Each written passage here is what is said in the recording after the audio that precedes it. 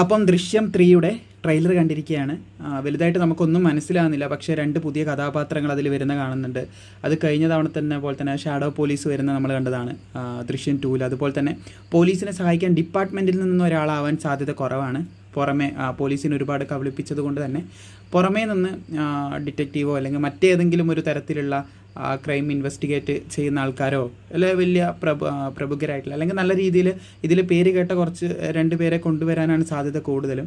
അപ്പോൾ അതിലൂടെ കഥ മുന്നോട്ട് പോകുമെന്ന് മാത്രമേ ഇത് കണ്ടിട്ട് എൻ്റെ ഒപ്പീനിയൻ എനിക്ക് പറയാൻ പറ്റുന്നുള്ളൂ. സോ ട്രെയിലർ മുഴുവൻ കണ്ടിരിക്കുകയാണ്. ഒറ്റ തവണ ഞാൻ കണ്ടിട്ടുള്ളൂ. ഒറ്റ തവണ കണ്ടതിൻ്റെ എൻ്റെ ഒരു ഇതിൽ നിന്നാണ് പറയുന്നത്.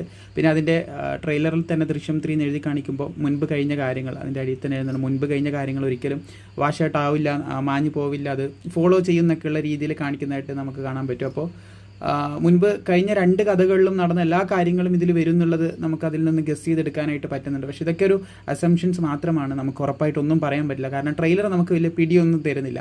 നിങ്ങൾക്കുണ്ടായ അനുഭവങ്ങൾ അല്ലെങ്കിൽ നിങ്ങൾക്ക് എന്താണ് തോന്നിയിട്ടുള്ളത് ജസ്റ്റ് താഴെ ഒന്ന് കമൻറ്റ് ചെയ്യുക.